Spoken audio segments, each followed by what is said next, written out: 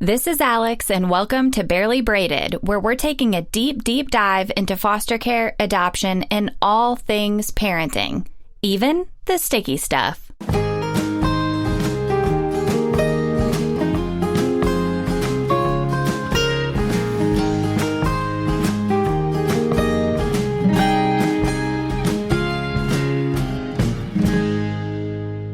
Welcome. It is episode 29.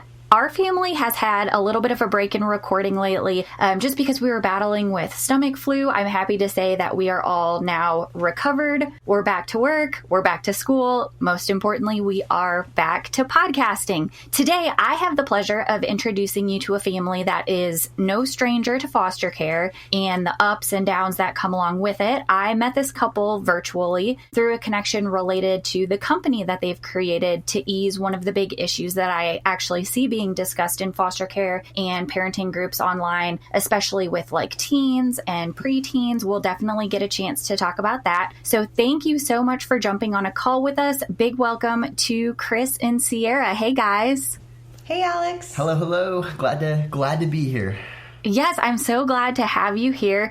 Before we jump right into like the foster care and your story, I want to talk about some interesting information you shared with me in the past about a family member you have who invented something that is very, very important. Can you share that with our guests? Sure. Yeah. So I grew up in a small, tiny town in Texas, and we have a fifth-generation family business. And, we're actually living in my great-great-grandfather's house, and he is the one that invented the shopping cart. Kind of our family claim to fame. There's a few other things he's made along the way, but that's sort of the big one. And so if you go and see a wire basket shopping cart, it was originally invented in our hometown of 2,000 people, made by Arthur Casper, my great-great-grandfather, whose house we're living in.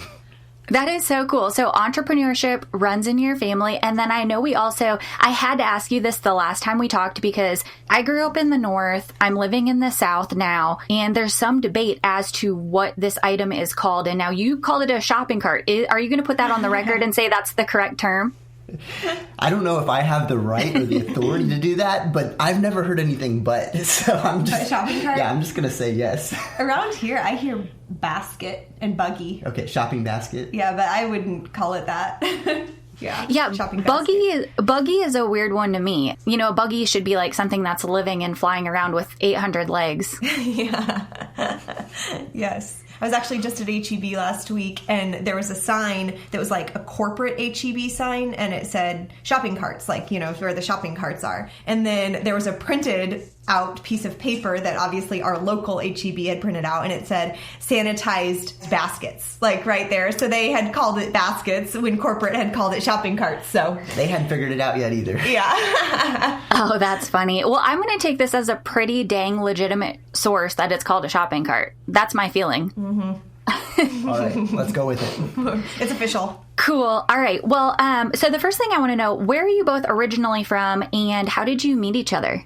So I'm from this little tiny town in Texas called Shiner, 2,000 people. We have our family business, and there's a brewery, Shiner Bach, that we're somewhat famous for. And Ciera. I am from the Ozarks, or specifically Springfield, Missouri, and then some in Branson, Missouri as well. And we met in Colorado, actually. Mm-hmm. Focus on the Family. They had a one-semester leadership program. I would call it like mini seminary for people that don't want to go be into ministry. Kind of a like formal ministry. Yeah, and so the one-semester leadership development program. And day one, I saw her and I was like, okay, I think I have a shot. And long story short, by the time we finished that, we ended up dating and dated long distance for a while, and then got married.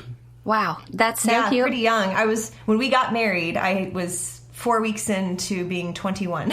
Oh wow! And you were 24. Yeah, so we were young. I was 19 when we met. He was 22. Yeah, you were still in college. I was still in college. He just graduated. So yeah. So cool. Ciera, do you often get asked about the Ozark TV show? Which one? I don't know. I'm not up to date in my TV. Well, I was going to say, I don't know if there are multiple, but my husband is really into the TV show called Ozark. I'm also not so much into it. I don't know a whole lot about it, but I feel like it takes place in, obviously in that area. I don't know. He likes it. I think I have heard of it. I've never seen it at all. It's a beautiful area. We love it. We love visiting family there. Slowly our family has started to move around, and a lot have moved down to Texas as well, but we still find reasons to go up to the Ozarks because it's lovely there. So awesome.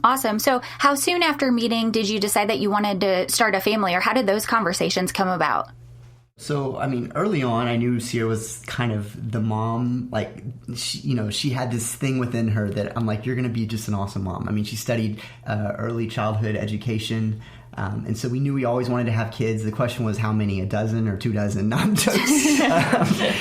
But that was early on. And then we actually found out we couldn't have kids. Like, it was not, biologically possible, or we were hitting challenge after challenge and kept trying to take the next step medically. And that was only a couple years. So you're asking how long into our marriage? Probably a couple years into our marriage. And we knew before then, we had a feeling that I would probably have some infertility struggles. And when we went to doctors to try to kind of work them out, they quickly kind of sent us away and just said, oh, you guys can go try in vitro or whatever. And we just did not have a piece about that road. We don't have problems, with it, but we were like, you know what? We want to love kids, and we're not going to push for those kids to be biological by any means. And so we were like very quickly interested in foster care. And around that same time, I also had a film company, and I did a piece for Chick-fil-A that aired on Super Bowl game day, and it was a film promotional piece where we were interviewing WinShape Homes families, which, if you're familiar with WinShape, it is sort of a foster care system where Chick-fil-A pays for a mom and dad, and they give them a house, they give them 2 vans, and they said, here's 12 kids, 2 dishwashers, 2 refrigerators, and I got to know these families really well. I drove around 5 states in kind of that Chick-fil-A southern U.S. region, and got to interview parent after parent after parent and kid after kid after kid, and just got to see the transformative power of parents that just said, we're going to do this. We are going to commit our lives to loving on these kids. And we had seen, 30 years history of them doing this with excellence and doing it well. And we could not walk away from that project. Ciera helped with the production. We couldn't walk away from that project and not commit to doing something ourselves, because it was just so powerful, the change in these kids' lives. And so we, at that point, decided, hey, let's get foster certified. Let's go for it. Wow. Okay, so this is very interesting, because the last time we talked, I don't think I knew that you all had experienced the world of infertility. And I know that's a very, very common thing with my listeners and with a lot of families who do jump into foster care or adoption. So thank you so much for sharing that. So that's the point you decided you wanted to become foster parents. So what happened next?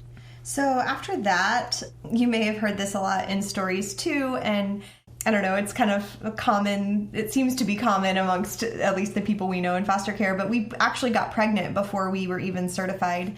It's a great, huge, ginormous surprise of ours that we got pregnant. But we were like, you know what, at this point, we were so ready for foster care, so excited, felt so called to it. We just decided not to change trajectories. So we ended up going through all of our classes during the pregnancy and then even after, and got certified when our firstborn baby was about 2 months old, and went ahead and started taking in respite kids at that point. Yeah. Wow. Okay. So the reason we got into foster care, kind of a big inspiration for us, was my brother and his wife, their family. They live just outside of Fort Worth. And so we know quite a bit about the licensing process in Texas. You went through licensing in Texas, is that right? Yes. Mm-hmm. Okay. So at that time, I think I know that they ask you to choose an agency rather than fostering directly through the state. Is that what you all did? Yes, it is. We chose an agency in Austin.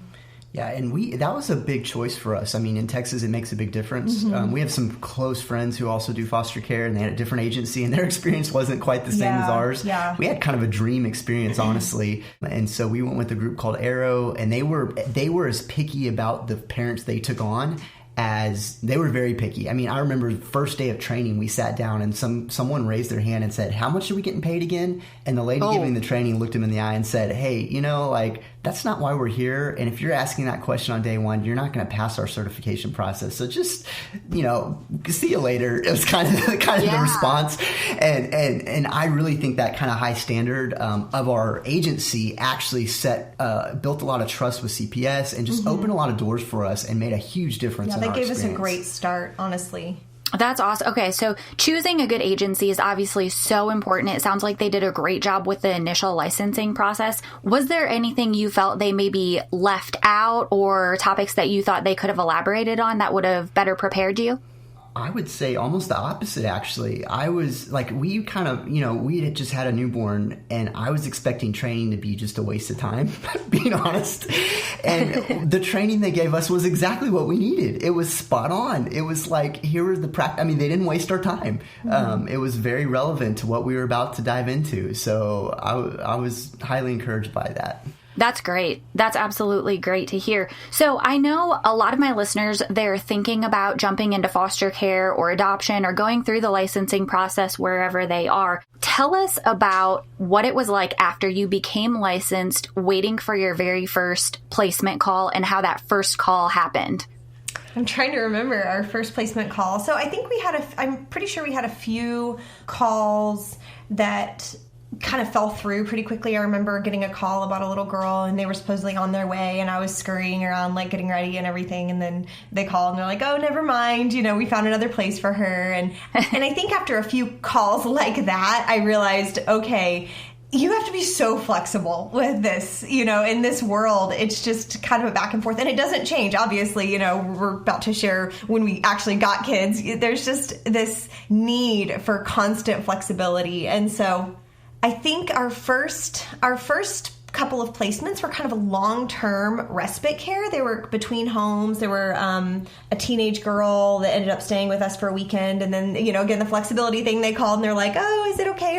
While she was at your house for the weekend, her parents said that they can't take her back for a reason. I mean, there were some pretty rough teen situations. And so we ended up keeping her for another week. And then we got a sibling set of two girls, 13 and 11-year-old girls, and they were with us for several weeks, and then they left and came back for another month, and because they went home to their foster parents and things needed to change and they were being moved, and so we were kind of that temporary home for them. So those were our first couple placements, and then we finally got what was supposed to be a permanent placement, and we can tell you more about that one. It ended up being kind of a scary. It was a little bit of a scary situation for us after the fact to trust again CPS, because we felt like we got a little tricked on our first permanent placement. Yeah, well, one of the goals of this podcast, I listen to foster care podcasts and do the research, and I'm in all the Facebook groups and I'm on all the forums, and I feel like it is very beneficial to not only talk about the really good things that come out of foster care, but also the things that are kind of hard. So if you wouldn't mind sharing that foster care story, that would be awesome. Yeah. So we got a call for a little girl. She was supposed to be 5 years old, and they kind of told this story, and her mom was homeless. And so anyways, they brought her. Our agency was not there yet because our agency was in Austin. Sometimes, it took them, we live about an hour and a half away from Austin. And so it took them a little longer to get here than it took CPS. So CPS showed up with her, and this was our first full-time placement, so we didn't know any different. They dropped her off. Well, yeah, and they pile. They told her, on the phone before they came and dropped her off. They were like, "Hey, she might maybe." They said she had a couple speech delays, but besides that, she was just a normal little kindergartner. And so, not that we're opposed to kids that struggle, but it was, we just didn't know. We wanted to know what we were going to be dealing with. So she might register on the autism spectrum. They maybe. said she hadn't been tested, but she might be a little bit autistic, but. So they dropped her off with a pile of paperwork, and they were there for about 4 minutes. They told me feel free to cut her hair, which we had been told in training, you can't ever cut their hair until you get the approval from the parent and whatever. Yes. So, and they turn around and hop in their cars and left us with this sweet 9-year-old girl who was not 5 and did not speak, or she was not potty trained. She was nonverbal. She was severely autistic. I have never seen somebody with more severe autism. She'd been severely abused and left alone. And yeah, within like 5 minutes of them leaving, this was like at 11 o'clock at night, 11:30 at night. She ran outside and took off her clothes and starts throwing leaves in the air. In the middle of the road. In the middle of the road. We're like, okay, we have an adventure. Let's buckle up for this. Yeah, at this point, our little one was 8 months old and, still nursing. And I was just like, how can I mean, she needs full-time, 100% full-time monitoring. And so, I remember that first night.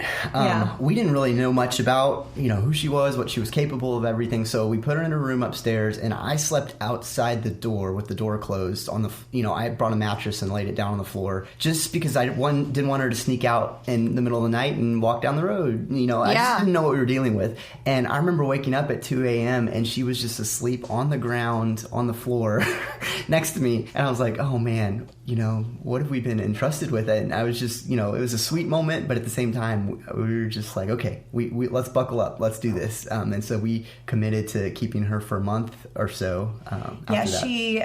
We kept her for a month, and it was amazing because it really stretched us.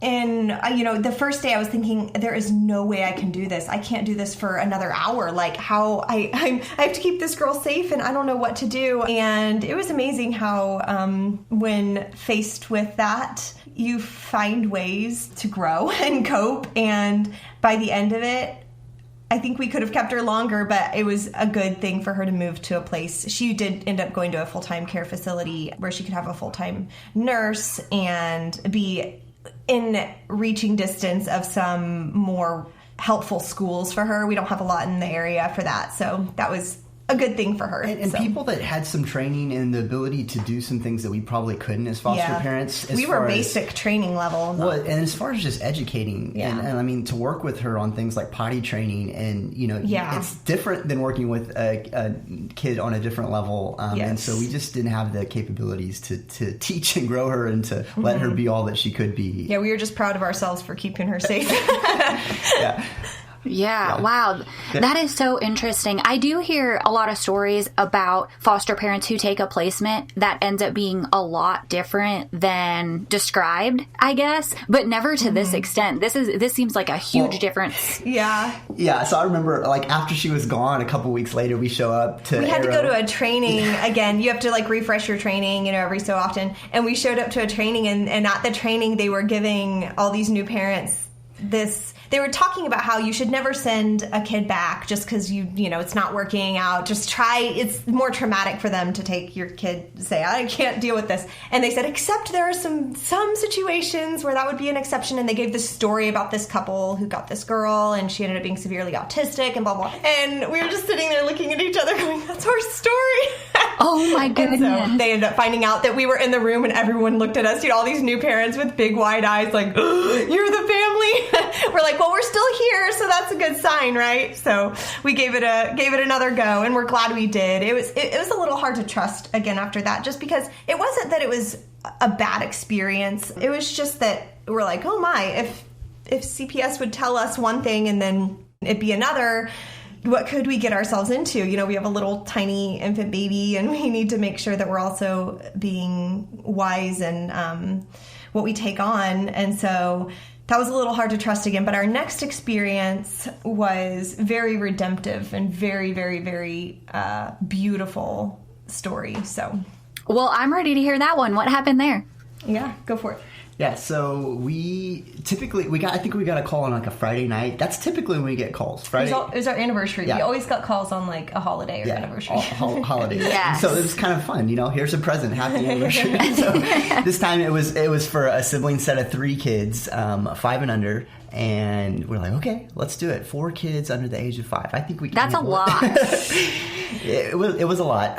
And I don't know, you tell me what you think. I actually have this theory that I'm working on right now that foster kids get kind of a multiplier on them. So just because the challenges that they've been handed in life, a lot of times, you know, I kind of put a 2x multiplier. So I kind of mentally was like, okay, can we handle 7 kids, you know? Oh, 6? yeah. the three kids times 2 plus our own bio kid. Okay, about 7 kids. Can we handle that? Let's do it. So we said yes, and they showed up. You know, we had no idea what they looked like, and they showed up, and we were just grateful for them. But they each had, as kids do, you know, challenges. You know, the 1-year-old boy lived off of cow's milk. He drank a gallon of cow's milk every day. He was very overweight. He'd been poor nutrition. He had stomach problems from a surgery he'd had at birth. And so there were a lot of trips to doctor's offices in Austin and lots of therapy for him. And his brother, who was 2, so he was 1, and then his older brother was 2, and he had a lot of sensory struggles. He'd been sort of just left with a very bad babysitter and a pack and play and watched movies all day long. And it was interesting to learn that, you know, there's a lot of development that takes place kinesthetically for these young children. And if they're watching a screen, which is essentially, you know, this one-dimensional figures, they don't have the sensory understanding of, you know, how close something is or depth perception. And so it was just crazy. Poor thing. He would walk around and just run into walls, and he couldn't cut corners. He would hit his head on the same corner every morning. Same routine. He'd wake up and go, "Hi, Mama," and then just run right. He couldn't see the table that he was about to hit, or didn't understand how close he was to it. And so we went through a lot of therapy with him, just sensory processing and sensory awareness and things like that. And then the 5-year-old girl, she just quickly became such a big part of our lives and our heart. And it was actually pretty cool. This fast forward years later, I actually got a call a couple of years ago. Later on, we ended up, spoiler alert, they ended up being adopted by a family that we got to be involved in choosing, and that was really special. But when she went to be adopted, the attorney was asking her who she was bonded to and who she wanted to reconnect with when she was older, and we were the only people she mentioned. So that was really special to know that we were as important in her life as she was in ours. So that was really special. She started kindergarten when she was with us, and it was astounding to watch their growth over the year that we had them in our home. Wow. Okay.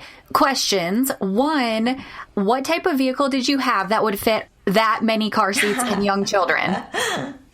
So we actually had a Honda Pilot, which I would not recommend. I now have a minivan, which is much more conducive, but the Pilot, it did work. It did the trick. It held 4 car seats. You know, there had to be a little finagling and pulling a chair back every time we got them in and out, but it worked. Oh my goodness, that's so funny. That's one of the first things I notice when people start, you know, becoming approved for foster care, and then all of a sudden they have 1 child, and then they have 4 children, and then they have 7 children. My first question, when are you going to upgrade your car, and what type of car are you getting? Because you're going to need a lot of space for those children. Yes. Yeah, we have some friends of ours, they're doing foster care, and they bought a toaster. I don't know what you can call it. It's this toaster van. 13 seats. It looks like it's shaped like a toaster. That's why we call it the toaster, but yeah. Oh, that's so funny. And my other question was, at that time, were you both working? Because I'm thinking about all the appointments and the extra visits and court hearings and all of the things that go along with foster care. How did you handle your schedule at that point?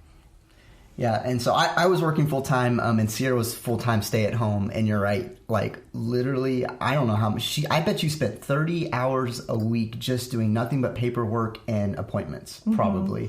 Yeah, and at the time, I hope that there have been some changes over the past couple of years in this particular department, but at the time, we were not given permission to have anybody ever babysit or watch the kids except for certified respite care providers. Yes. Now, towards the end of our time in foster care, there was new classes on training in what they were calling normalcy, at least in the Texas area. And so they were training and teaching you how to, you know, determine what would be a safe situation. And they were giving parents permission to basically let their kid go to a birthday party at somebody's house that obviously the mother was not a respite care provider, you know. But that was kind of new word on the street around the time that we were saying goodbye to our kids. So at the time, we didn't have any ability to get babysitting help. And so I had a biological 11-month-old, a foster 11-month-old, foster 2-year-old, and a foster 5-year-old.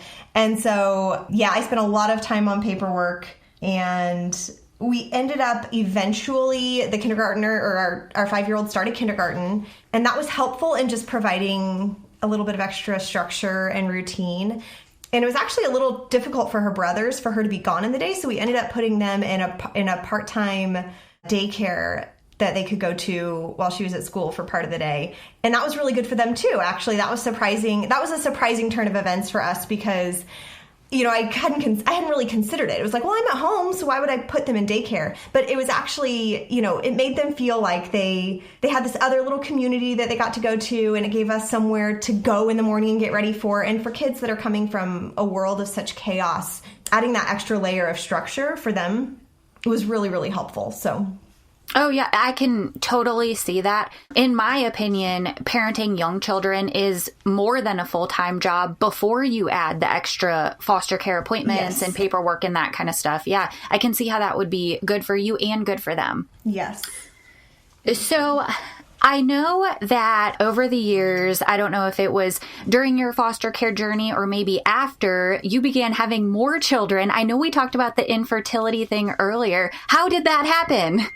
Yeah. So our first one, I mean, it was really a miracle. We found out we were pregnant. I kind of couldn't believe it. But yeah, I mean, it was kind of at the point where we had finally just said, okay, God, you know what? This is in your hands. We've done everything we can. We have completely released this expectation for us to have kids. It was almost hard to, not in a bad way. I mean, we were so grateful, but it was almost hard to switch gears in that it was like we had so released our expectations and even tried to just let go of all desire and just totally switch to loving these foster kids that it was almost like, wait, what are we doing? Wait, I didn't say yes to this, actually. Yeah, we had grieved the idea of having bio kids. Let go. Like the picture frame was no longer, there were no kids of our own filled in that picture frame. Yeah. And at that point, it's kind of like, you know, once you release something, then that's when God gives it to you. At that point was, you know, and we tried all types of crazy organic diets and everything like that. And at that point, God said, you know what? Here's a kid. And so we actually named her Eliana,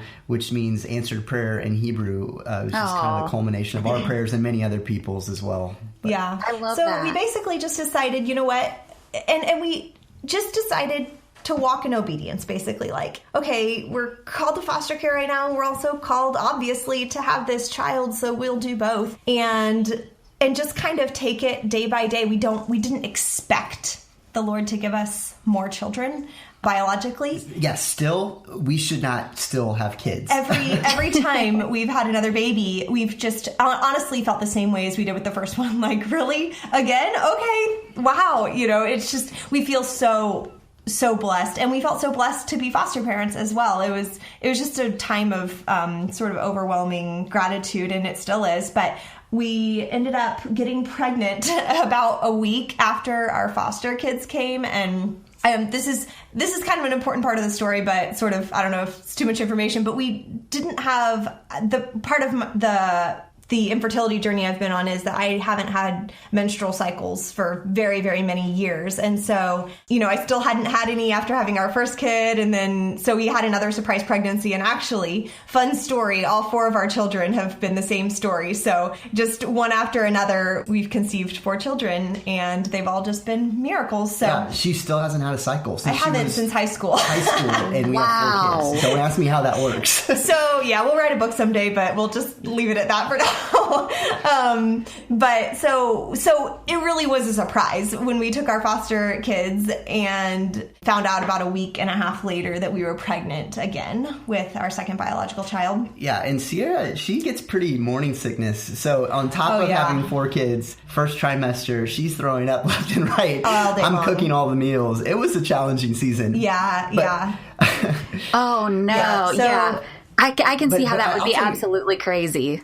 Yeah, but the sweet thing about it, and this was my absolute favorite part of this whole season in life, it was tough, But the cool thing is that for the first time ever, we actually needed other people. Like you said earlier, it was more than a full-time job raising little kids. You're right, it is. And we needed our community. And out of that need grew these sweet friendships and relationships with our neighbors and even our own family members that we would have never had. My mom and dad live nearby. They got foster certified, and all of a sudden we're hanging out more than ever. Our neighbors right across the street next to us, we wouldn't have reached out to them because we don't have a ton in common. But all of a sudden they're helping us babysit. And I mean, you just be surprised at the moments where it's like, okay, we can't handle this. Like right now, the next 5 minutes, I just need help. And some random neighbor walks by the street and just hangs out and watches the kids for 5 minutes while we go change a really messy diaper or something. And we just had, at the end of that season, we just had these cool, brand new, rich relationships that we never had before. And that was one of my favorite things about this season for us. Absolutely. Yeah, I can completely relate to that. I love the connections that form through foster care and adoption and even parenting. Something similar happened to me over the weekend, kind of. I was selling one of my used baby items on Facebook Marketplace, and this woman reached out to me. She was the only person that reached out after this item had been listed for about a month, and she wanted to buy it. And she just happened to mention offhand, we're adopting our first baby. I'm really scared. I'm trying to collect baby items. And so we ended up getting on the phone and noticing we had so many similarities. And now suddenly I have a new great friend, and it's awesome. That's awesome. Well, the cool thing has been to see how that change in us and in relying on others and accepting help ended up being something that we have come to be grateful for. Even, I mean, now we're about to have our fourth, we're back to 4 again. We're about to have our 4th child, and we still need that, that's a lesson that we're glad we learned then, because that doesn't change.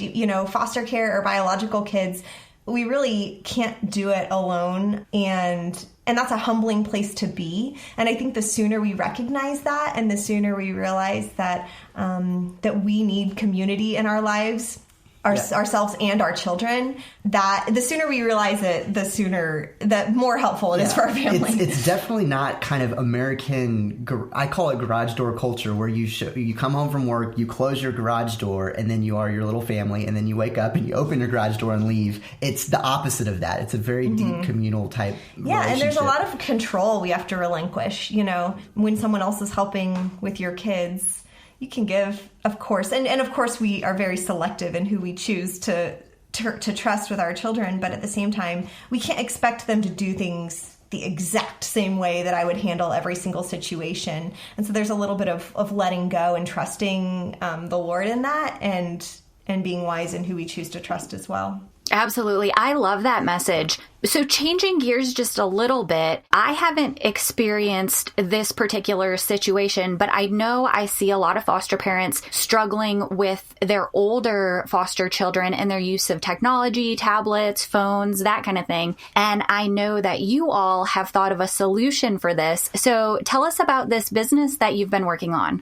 Sure. Yeah. So we mentioned early on we had a 10 and 13-year-old girl. When the caseworker dropped them off, we signed the big stack of paperwork that we did respite for these girls. And then she walks out the door, but she stops and turns around and says, wait a second, I forgot to mention, don't let them near anything that looks like a smartphone. Like, okay. 10 and 13-year-old girls, they're used to smartphones, but now they can't have one. And we asked ourselves, how do we not be the bad guy in this situation? Because we didn't want to start day one saying, you can't have this thing that you're used to. And we want to be the type of parents that are like, hey, here's something we can trust you with. Here's something we can empower you with, and be the good guys here. And we were really stuck. And, we searched around for a little bit and finally figured out that Amazon Alexa was a pretty good device for them, because it's this non-visual interface to the internet, and so they could, the worst they could do is listen to some music with expletives in it or something like that. But that doesn't nearly suck away your soul the way that their previous cell phone usage had. And just this idea of a device that you could trust with a kid that's just inherently safe at the device level was so important. And during that search, and I promise you many other parents have done this similar search. And if you think about it, you've got flip phones, which are kind of awkward, clunky. T9 texting isn't easy to use, and kids don't really love them. And actually, they're not really that safe because there's no restrictions. And then the other option is you've got smartphones, which you could try to lock down. And I'll just say, as a technologist, the word try, good luck. It is very, very difficult to lock down a smartphone because they're not made to be safe for kids. And, Silicon Valley doesn't quite care about this issue. And, there's a 20-step process, and then there's sneaky little apps like a calculator app that you open it up and type in a certain math equation and it opens up to an incognito web browser. I mean, stuff like that is just trip hazards for parents. And so we're like, okay, what do we do here? How do we create something that's safe for kids, but it also lets them have their dignity? And so out of that challenge, really, we created a product called Wisephone. And it's one of the only products you can hand to a kid that's safe out of the box. And it's basically a normal looking smartphone, but it has a different operating software on it that's very clean, minimalist. It looks like an adult device. It doesn't look like a kid's phone by any means, but it was designed for kids. And it's kind of the best of both worlds. It's it's the perfect first phone for a kid that lets them keep their dignity, have a practical tool so they can call, they can text, they can stay in touch with you, with their friends. But at the same time, there's not an app store. There's not solo entertainment that they can just sit and stare at for hours. There's nothing really that you can get addicted to. It's kind of a boring device, actually, but it's the best of both worlds. So all that started really from our foster care journey. That was sort of the initial concept came from that moment. That's so amazing. That's absolutely amazing. So, question, you said it can call and text. Does it have other features? For example, you said a calculator or a camera, or is it just call, text, that's it? It does. It has a few basic, what I would call just practical tools. So, a camera, it has GPS. So if you have someone that you need to drive or navigate, they can actually do that. Calculator, a few other very small, like a flashlight, things like that. Yeah. But there's no app store, so you can't download any type of social media. There's, YouTube isn't on there. There's nothing you can sit. I mean, screen time usage is like 30 minutes a day or 15 minutes a day because you just can't do anything on this device other than capture moments. And the purpose of it is for people to look up and not to look down at their phone. And so we want to try to do as much as we could to make it kind of engage in real life. That's the purpose. So everything in the design is designed to make people interact at the highest level of communication. And that's really face-to-face if possible. Mm-hmm. That is so cool. So I feel like, and this is just my own personal experience, at least in my friend group or my coworker group, I'm noticing sort of a cultural shift from people being completely addicted to their phones and staring at their phones all day to not wanting to be that way and wanting to unplug and wanting to spend more time outside or paying, more attention to their family or more quality attention. So have you also noticed a shift maybe in the group of people or maybe even just in the country of adults also looking for this kind of thing?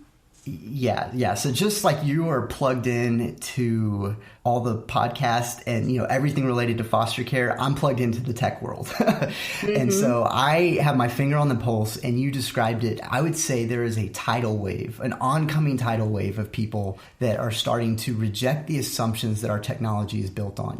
Movies like The Social Dilemma just came out. People are watching it and starting to delete social media. And right now, kind of like fast food, at one point people realize, wait a second, this is cheap and it's convenient and easy, but it's not that great for us. And I think that the general consumer sentiment right now in the US is changing, and people kind of want something different. A lot of people aren't willing to make the jump yet. I'll say that. It's kind of this, I like this idea, but think of what I'm leaving behind. My car starts when I have a minimalist phone.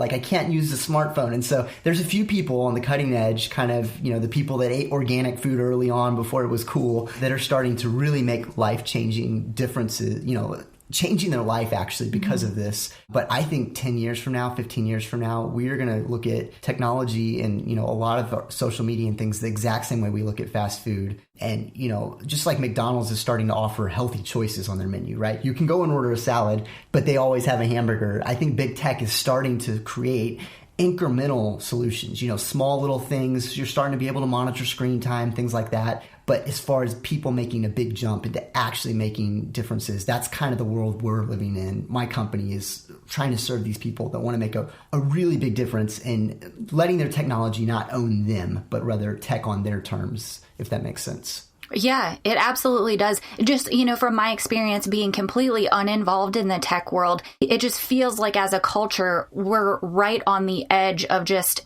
cutting the technology use down quite a bit. And it's scary, for somebody like me. I think, oh, well, what would I do without all my apps and my iPhone? And then I think back to the time I'm in my mid 30s, and I think back to when I was in middle school or even high school. And I just feel like at that time, it was so much more freeing to not have it be this kind of addiction. So I love your product. I think it's an absolutely wonderful idea. I think it's great timing for this. And so what I want to know is your product available for sale now? Yes. Yeah. So we've been working for almost 2 years now, and I'm excited to say, because this is fairly deep technology, what we're creating. It's not simple.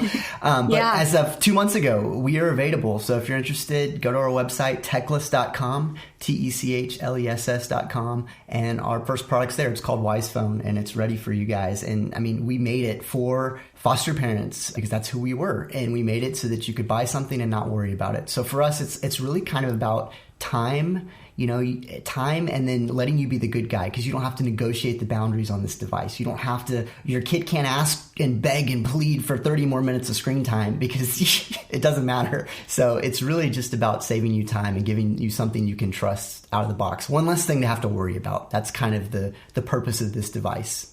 It's not the end all solution, but it at least helps is the goal. So cool. So cool. And I know we talked about this before, is I kind of wanted to I didn't want this podcast episode to sound like a sales pitch. I didn't want to make it sound like we were trying to sell something to listeners, but the product is so relevant to this group, and it's so cool and so scary at the same time. But I just feel like there are so many people this product could benefit. And so I'm so happy that you're sharing it with us. Well, yeah, thanks for sharing it. Yes, of course. So my next question, will there be other tech products on the market from your company? Do you have anything in the works? Yeah, long term, absolutely. Early stage, we're just getting started, and this stuff is complicated. It's deep. And so give it a year from now, some hypothetical ideas. I would love your users' feedback on what they're interested in. But one of the things we're talking about is a more full-featured device that's simply pornography-free. So think a full-featured smartphone. You can do anything you want on it except access pornography. That's something that we're considering at this point. But that's months away from development here. Awesome. I love that. Thank you so much for sharing. Jumping back into the foster world for just a few minutes before we wrap up, is there anything that you wish you would have known going into foster care that you know now? I'm trying to think. Do you have anything? No, it was just a sweet experience for us. We didn't know what to expect, and that was okay. We just held it. We knew it was going to be a roller coaster, and knew we just needed to trust the Lord and hold everything with open hands. And so we just started day one with our hands open, and that served us well. Yeah, I would say one thing that I think I expected, and it turned out to be different than my expectations in a really good way, is I had heard these stories of these parents, and maybe this is a good thing to hear on your podcast for maybe somebody's out there and needs to hear this, but I had heard so many stories of these parents, and they're beautiful stories, and that's why people share them. But it was like this story of, oh, when they put our son in our arms, we just knew we were meant to be together forever, and he was ours and we were his, and it was magic, and all of that, and that's awesome. But that's absolutely doesn't have to be the case, and what you're doing is still absolutely wonderful and beautiful. And so I think there were so many moments where I found myself loving these kids just out of sheer hard work and grit, and it wasn't fun. And sometimes I was like, wow, why are you here, and why are we together, and what is happening, and we're not on the same page, and still we were doing the work that we were meant to be doing, and still we were making a huge difference in the lives of these kids. And I think I imagined that we would be doing something so much more magical in their lives. But in the end, we watched this transformation over the course of the kids that we had for a year, and we watched them change from these hurt and broken and just wrecked, struggling with trust and needy kids to well-established, safe, confident, well-loved children. And the only thing that really happened, sometimes things were just pure chaos. We had so many little kids, but what was different in their life was just somebody who loved them and cared for them. And there were magical moments, yes, and there were hard moments, yes. And in the end, all of those hard and sticky and struggling moments wrapped up together when your parents staying the course turned into this beautiful transformation. And I think we just kind of look back and throw our hands up and we're like, wow, at what point did we do something really fantastic? And we never did, except be faithful in loving them. And that looked very different than what I imagined it would look like. But that's real life. and that's the beauty of what we're doing here in foster care, what you all are doing. So. Yes, for sure. I mean, I can imagine our daily life, at least for me at this point with little kids, is cleaning up diapers and cleaning up spit up and preparing bottles 800 times a day. And while you're like right in the middle of the chaos, it is sometimes hard to think like, wow, I am really making a difference for this child. This child deserves it. This child deserves a wonderful life. And sometimes you have to be a little bit removed from the situation in order to see it for what it really was. Yes. I remember one time we were bathing the kids and getting them in their jammies and putting them to bed early, and it had just been, they just needed a lot of sleep too. That was an interesting thing. The kids needed a lot of sleep. I think that a lot of kids coming from homes of trauma, they're not on a great schedule and they just need consistency. And so we found ourselves many times we would literally get all the kids fed for dinner at like 4:45 or 5 o'clock, and then we get them in the bath and we put their jammies on, and by 6 p.m., I mean, they are just losing their minds, like need to go to bed. And I remember one time we were just doing the nightly grind, getting their jammies on and getting them ready for bed. And I remember looking at Chris going, do they have a good life? I was literally feeling like, wow, all we've done for months is the same very consistent routine, but it doesn't seem that fun, It doesn't seem like we're sitting around snuggling and popping popcorn in each other's mouth. We're just getting them ready for bed. And he was like, yes, this is a healthy, safe life for them, and that's what they need, So that's just a good reminder for parents out there. And it was evident, the kids that walked in our door and the kids that walked out were two totally different kids. Yes. I mean, are just very, vast transformation. Went from not knowing how to chew food to actually, and eating a whole pepperoni pizza left unprompted, to saying, hey, you know what, I'm done. I don't want to eat anymore. From running into walls to being able to walk around walls, and from screaming so loud because I don't have the right pair of jeans that the police get called at 7 a.m. for a 5-year-old, to when we say no to a humble okay and just accepting a no from us. I mean, just massive transformation in the lives of these kids in a few months. So it's worth it. When you really sit back and look at it, it's worth it. Mm-hmm. Oh my goodness, that's so crazy. Another thing I feel like I really learned from your story is the importance of choosing a good agency when you live in a state that does allow you to pick agencies, is really do your diligence and find one that you connect with, find one that you feel very supported by, because it sounds like that's something that really helped you in the beginning of your foster care journey. Absolutely. Yeah, it did. Yeah, we have a couple. We've convinced many of our friends to do foster care, and the ones that have chosen a good agency really enjoy the experience, and the agency, and the ones that haven't, it's been a little bit more roller coaster ups and downs, drama filled, a little more challenging for them, being honest. Yeah, I would say if you are looking into, let's say you just choose the closest agency to you, that's great. And if you feel like you're really meshing, that's awesome. But if something's not feeling right, or you have some really big hesitations early on or some red flags, it will pay you back big time to go outside of your little region and start shopping around out there, because they're kind of your insurance. They're there to back you up when you need things. Like with our first placement with the little autistic girl, they were extremely supportive in that. When we were brand new foster parents, like floundering around, what are we doing? They were the reason why we stayed the course and why we continue to do foster care, and why we're huge fans, and we'll be back to it someday. So yes, good licensing agency is fantastic. Yes, great encouragement, great advice. If our listeners would like to contact you after the podcast, if they have questions about your foster care journey, or they would like to purchase the Wisephone, how can they get in touch with you? Yeah, I'd say probably the easiest way to reach us, this is the easy email address that you can't misspell. I would say hi@techless.com, hi@techless.com. And if you shoot us a quick email of ideas, encouragement, questions, be happy to answer it. But definitely we care about the foster community. It's a huge part of why we're doing what we're doing. So we would love to hear from you. Awesome. I love that. Before we wrap up, I do want to give a huge shout out, as always, to our podcast editor, Ruben. If you enjoyed this episode, please consider leaving a 5-star review and a comment on the Purple Podcast app. Big thanks, Chris and Ciera. Thank you so much for sharing your story. I look so forward to seeing the growth and the success of Techless. I can't wait to hear what happens next. And when my kids are just a bit older, that Wisephone will be going to them, and maybe even sooner to myself and my husband, because it's a need here. So thank you again so much. Thank you, Alex. Yes, we thank appreciate you. it. Have a great week. We will talk to you later.